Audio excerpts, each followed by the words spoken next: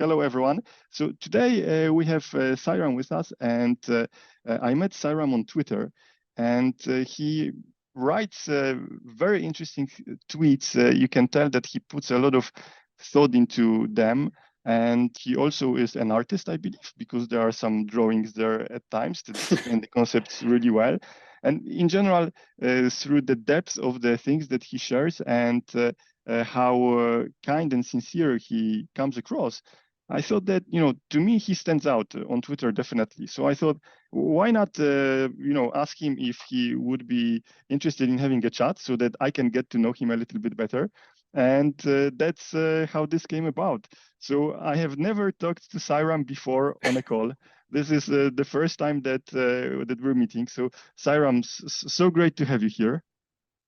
Likewise, thank you, Radek. It's a pleasure to be here, and thank you so much for that kind introduction. Very humbled. So you're a data scientist. What do you do? You're So I'm a machine learning researcher, and machine learning researcher. So my role right now is to basically come up with cool ideas in machine learning and publish papers and build products and so forth. So I'm more on the Ah, research side, less on the business side, so to speak. But over the years, I've had the chance to sort of touch different aspects of machine got learning, it. and yeah. Got it. So that would explain some of the depth behind your tweets because you're actually a researcher, deep in the field. That's why they reach so well. Okay, awesome. So, Sairam, what brings you to Twitter? Like, why are you there in the first place? Believe it or not, I was actually there since maybe 2019 or something like that. And I've pretty much been dormant. It wasn't until August that I started becoming Uh-huh. very active, if I say so myself. Main reason I started was actually for finding good papers to read. Mhm. Because instead of me trying to find stuff on archive, I figured that there's so many smart people who are doing that and selflessly sharing it with the rest of the community.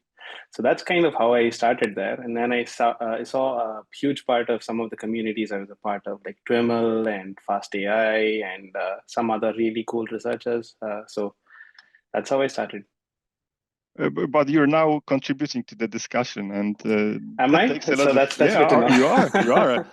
I believe you are. You often post interesting things. So, and that takes a lot of energy, and I would imagine time as well. Or would you say? Especially with a 9 to 5 and an almost 3 year old, it takes a lot of a lot of time and Yes. bandwidth. But it's sort of some of the things that I've got from the community, and I'm trying to give back in whatever small way that I can. So uh, Beautiful. it's yeah, when you plan it right, it's time well spent. Beautiful. Beautiful.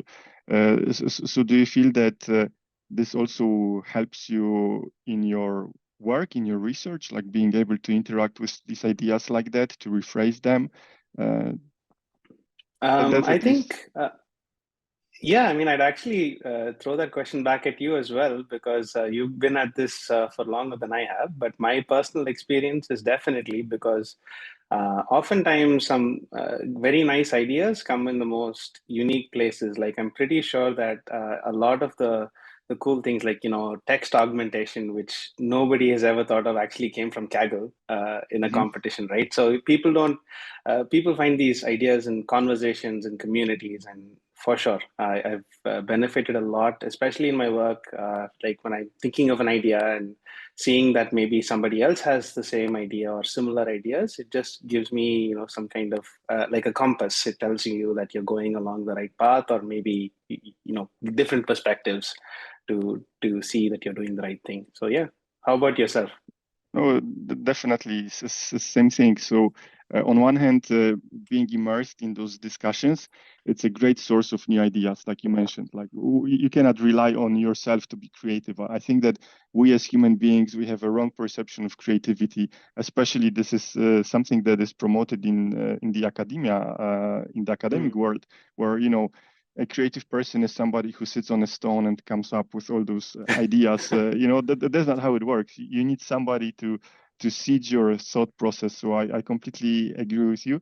And there's also, at least for me, when I tweet something, there's a lot of value in putting my thoughts in words, then I can see if something is working in terms of the logical flow of arguments. And just when I'm learning something, there is this, I think, generation effect, where if you rephrase something, and Twitter is very demanding because of the short form, right? You have to put a good bit of effort to speak about often very abstract concepts. So yes, I'm definitely in the same boat that even though I would describe myself mainly as an engineer, as a technical person, I still love this aspect of being able to talk about ideas in public. I'm getting a lot out of that. Cool. So, what is your path into machine learning? How did you get into it? It's slightly roundabout. So I went to grad school and studied computer vision because I love images. If that isn't already a known fact, I absolutely love images and anything to work with deal with cameras. So I studied computer vision in graduate school. But then I didn't formally study machine learning. So this is, we're talking pre-deep learning for those of you who are still old enough to know that. So, feature engineering and feature detectors and homography and matching and all that kind of stuff. Oh, But wow. then once I started the work, like I noticed that there was more and more requirement to learn machine learning. And as any insane person would, I just kind of found all the books I could, all the courses I could, and just dove headfirst into it. But the challenge really, for me was sort of trying to find the right starting point, because I think we live in an age where there's so many resources for people. It's Yes. amazing, but there isn't a guidebook that says start here and do this and so forth. So for me, that starting point was really fast AI, because I was worried that I don't have the mathematical background to do machine learning, at a high level. And when Jeremy came along and said, you know what, just do you know how to code? That's plenty good. So why don't you get started? And that unlocked something for me, and yeah, since then it's just been sort of applying some of the principles I learned in the course to anything new that I study. So that's kind of how I got started with machine learning, and it served me Wow. well.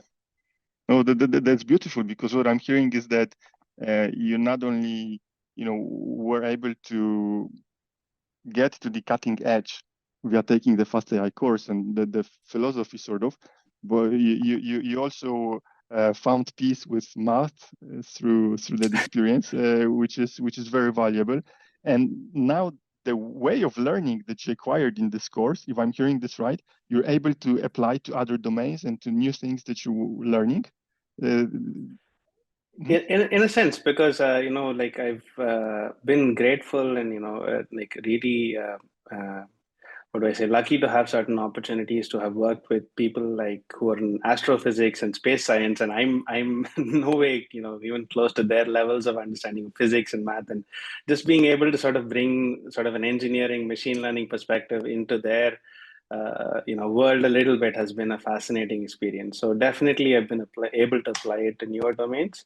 And I think the biggest thing is I used to love math, and I still do, but I guess sort of going from code to equations is sort of now my preferred path versus going from equation to code, if that makes any sense.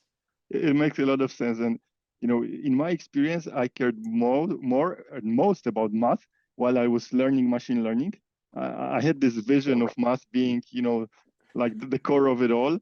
And then you sort of start doing it, and that's not how the field operates, at least like you're a researcher, but even in the applied world, or a research as well. Right now, cutting edge research happening in stable diffusion, right? All those diffusion models, and the imagination, the vision that people have is there's a guy at the Right. blackboard coming up with equations, and no, it's extremely empirical. Knowing the math definitely can help a lot, but understanding it intuitively, what's happening, that already builds a very strong basis. So maybe there's actually something, our gift to our listeners could be that we can demystify the math a little bit more, because I keep hearing from people that this is something that they are afraid of, or they would invest I don't know, like 3 years of their life to learn the math, so that maybe then they can read a machine learning paper. But that's not how it works, right? This is my personal perspective on it. I guess like in the older days, the whole point of mathematical notation was to communicate beautiful ideas succinctly, right? I mean, because Greek, Latin, and all of these classical languages, they were taught to everybody. And if you wrote something in that and you said, okay, this corresponds to this particular concept or phenomenon, and this is how we describe it, mathematically, people got it. But nowadays, it's like everybody knows code.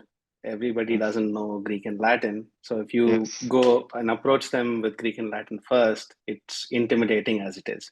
But if you say, okay, here's a for loop and do this, n times, and by the way, this is how you write it in, LaTeX or math, then you're less afraid of the concept. And you're right. I mean, like even in the stable diffusion course from Fast AI, Mhm. it was amazing to see how many interesting ideas and improvements came purely from trying different things on Jupyter notebooks versus like how you beautifully describe it, right? Nobody was writing stuff on a blackboard. So I guess, yeah, it's I think that this is the age of code. That's my Mhm. personal opinion. And the more that education is geared towards approaching people from a language that they understand, the easier and more fruitful their education will be.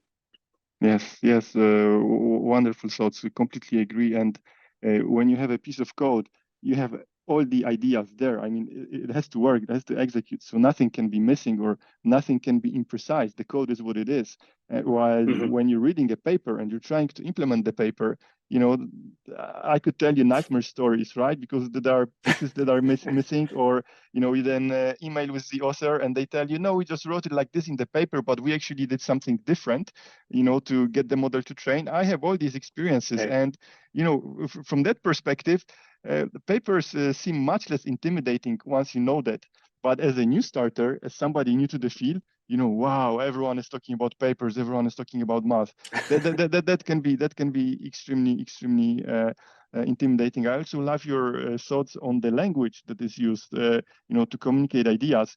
So one thing that people don't understand about papers is that they use terms that carry meaning because they have been used at some conference a year ago, and Yeah. everyone in that field, 27 researchers in that field, know the meaning of that word, but actually it will not be explained anywhere in the paper, or maybe it is explained in a paper from 15 years ago. So good luck finding that. Yeah. I mean, Yeah.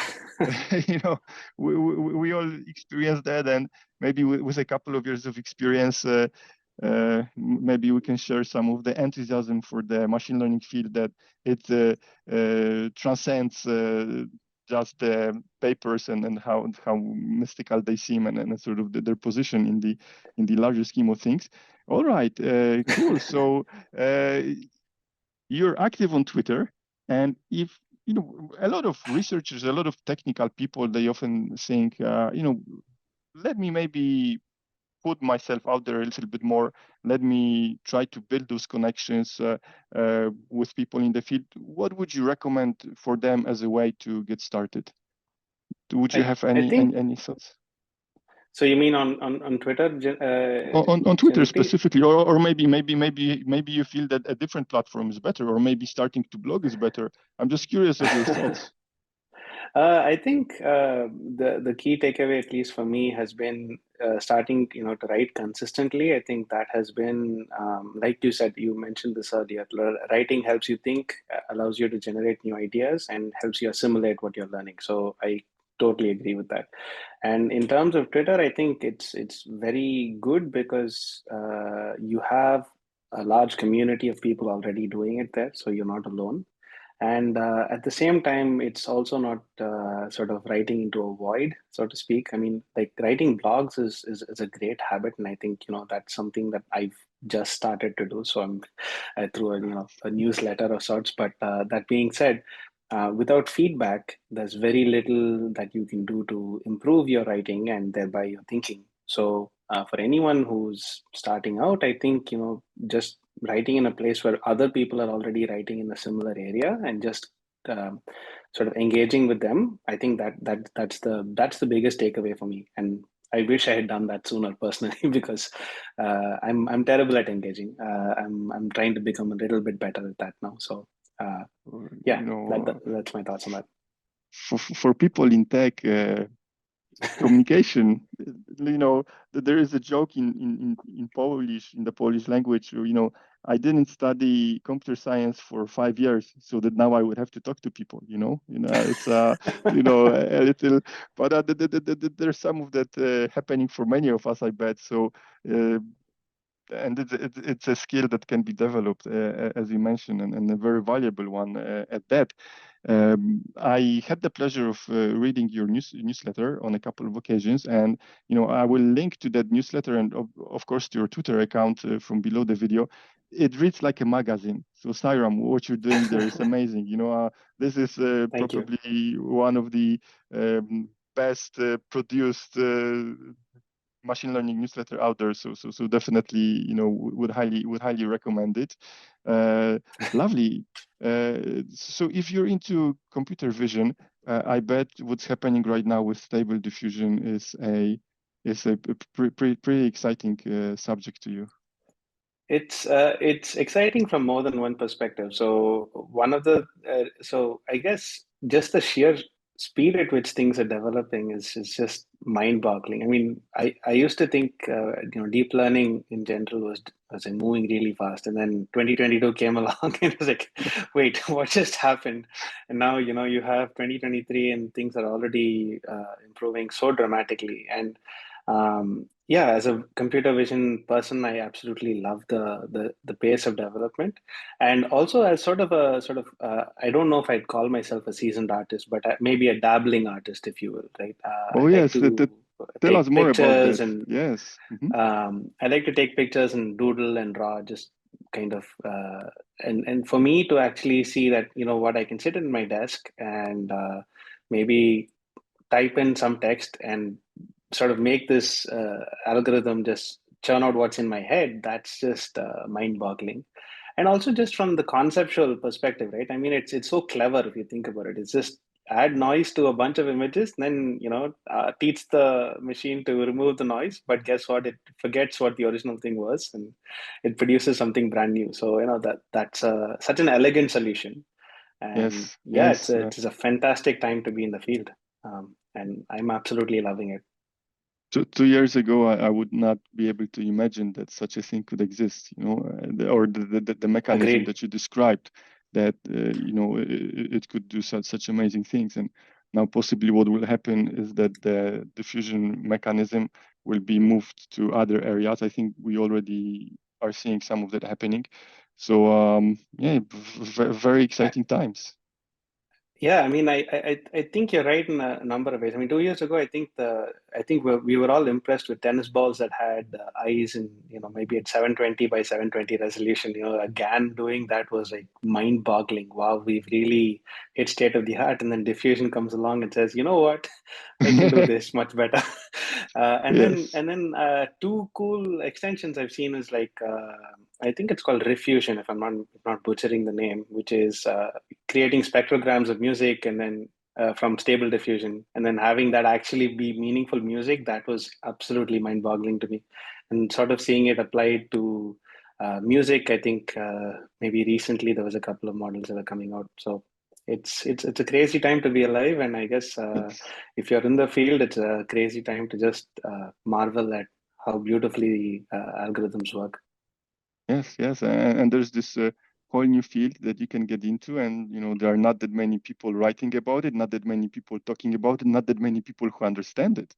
And Yep. there's this free course that we all have access to, Fast AI Part 2, the most recent one that walks you through it. So yeah, it sounds like a great opportunity to establish your name a little bit also in the field for the listeners who'd like to maybe give a shot at writing or tweeting. That seems like a great area to get started with.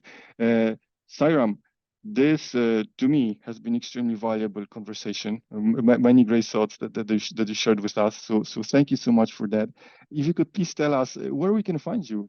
Where is it best to look for you? So Twitter? first of all, I'd like to thank you for sort of setting this up. I really appreciate it, and it's both an honor and a privilege to chat with you finally after I think many years of following you on Twitter and reading your book and your work on Kaggle. So for me, you can find me on three places primarily. So Twitter at dscience, that's my handle. On YouTube, it's at Art of Science. So instead of SCIN, wait, am I going to misspell something on camera? I No worries. probably am. I will SCIENCE. link. So, I will link to all that, and then from below the video. So no worries, no worries. and then my weekly newsletter, Gradient Ascent. So those are the three places where I'm most active. And yeah, happy to connect with anybody who's doing machine learning and fun stuff. Beautiful, beautiful. That sounds terrific. So, Sairam, thank you so much for being here. Really appreciate it. And we will be continuing the conversation via the various mediums that you mentioned. I'm definitely looking forward to staying in touch and enjoying one of your many wonderful doodles, also, and thoughts and pieces of writing. Perfect, my friend. Thank you so much. Thank you so much. Bye Much bye. appreciated. Have a good one.